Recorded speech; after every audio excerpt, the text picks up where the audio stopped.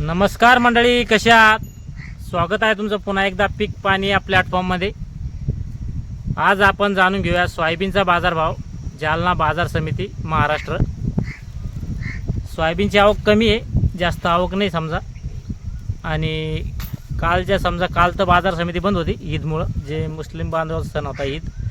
परवा दिवशी ज्या सोयाबीनी 7,050 विकल्या, त्या सोयाबीनीमध्ये थोडे भाव वाढलेले आज 50 ते 100 रुपये.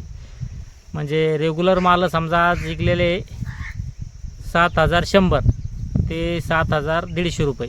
म्हणजे 7100 ते 7150 रेग्युलर माल विकलेले. जवळपास 50 ते 100 रुपयाची वाढ झाली आहे. जे माल 7,050 विकत होते, माल 7,100 ते 7,150 म्हणजे 7100 ते 7150 विकलेले. आणि बियाण्याचे जे माल आहे ग्रीन गोल्ड, ते एका ठिकाणी जवळपास 100 कट्टे होते शेतकरी बांधवाचे. 76 रुपयानं मागितले ते, 76 रुपये, पण दिलेले नाही शेतकरी बांधवानं. शेतकरी बांधव म्हणे बियाण्यासाठी 8,000 द्यायचे, पण ते माल जवळपास 77-78 विकन बियाण्याचे.